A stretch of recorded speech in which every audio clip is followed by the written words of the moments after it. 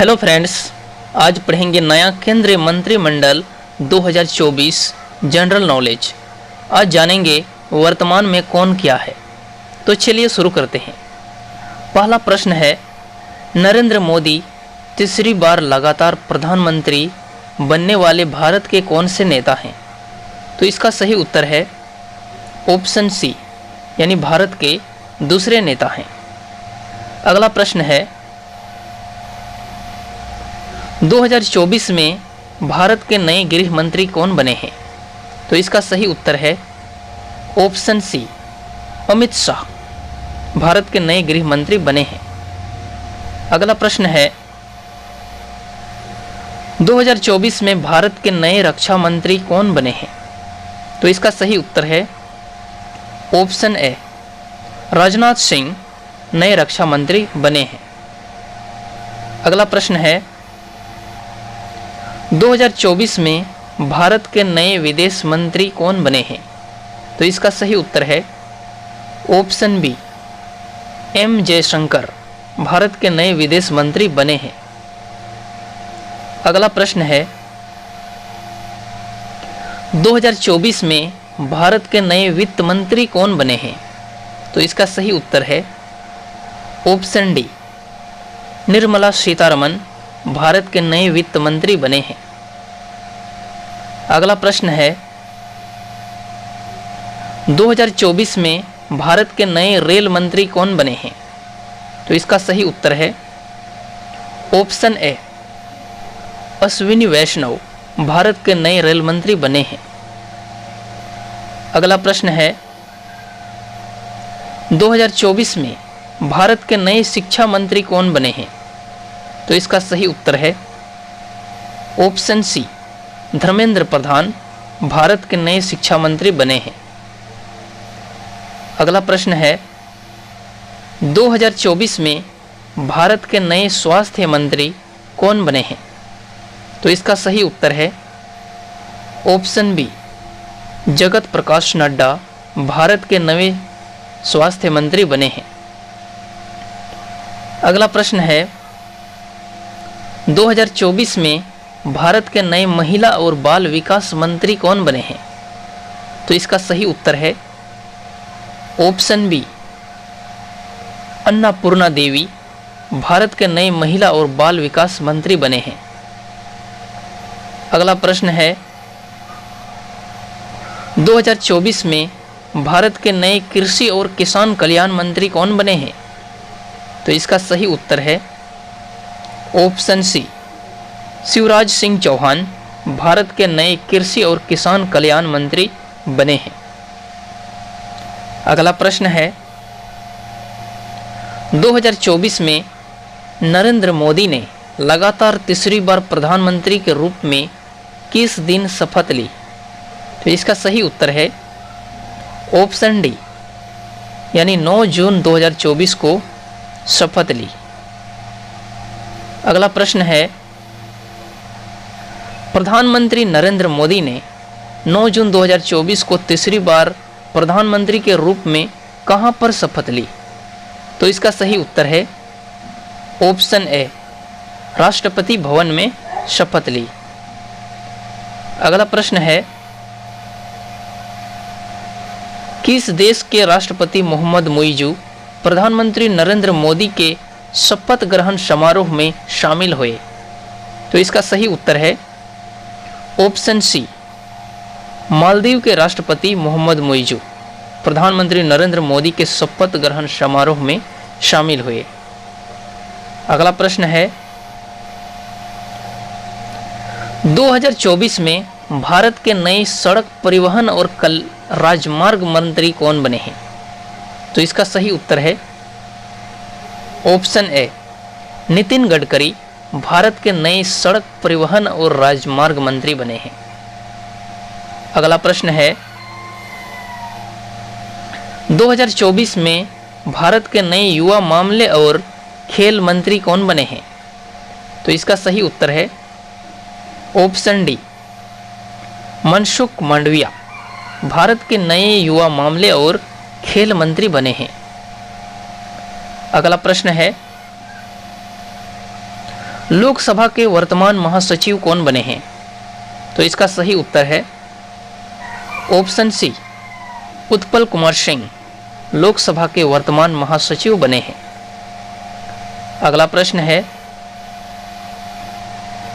कांग्रेस या आईएनसी के पार्टी संसदीय दल का प्रमुख किससे चुना गया है?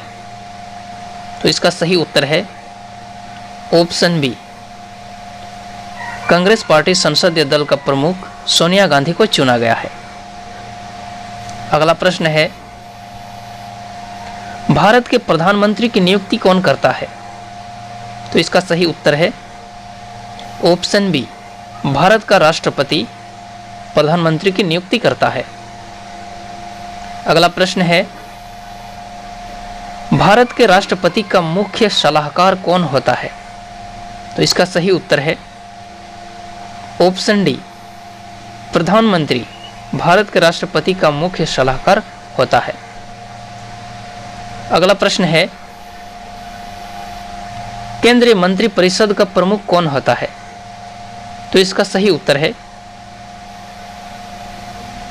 ऑप्शन बी, प्रधानमंत्री केंद्रीय मंत्रिपरिषद का प्रमुख होता है।